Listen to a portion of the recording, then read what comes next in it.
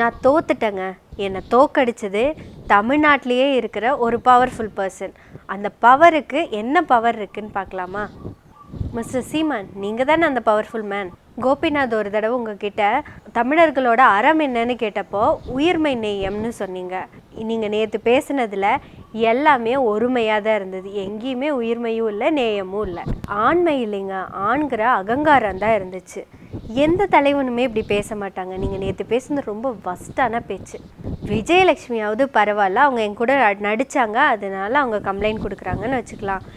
வீரலட்சுமிக்கு இங்கே என்ன வேலைன்னு கேட்குறீங்க. அதுவும் ஒரு வக்கீலை பார்த்து. நம்ம முக்தார் வீட்டு பெண்கள் கம்ப்ளைண்ட் கொடுத்தா வேணா ஒத்துக்கிறேன் அப்படின்னு சொன்னீங்கல்ல, இந்த அளவுக்கு அகங்காரம் உங்களுக்கு எப்படி வந்துச்சுன்னு தெரியலையே. நீங்கள் இனி எந்த இடத்துலையும் பொய்மையும் வாய்மை இடத்தே அப்படிங்கிற திருக்குறளை கூட எங்கேயும் சொல்லிடாதீங்க. ஏன்னா உங்களோட வாய்மை எல்லாமே பொய்யிலேயே தான் இருக்குது.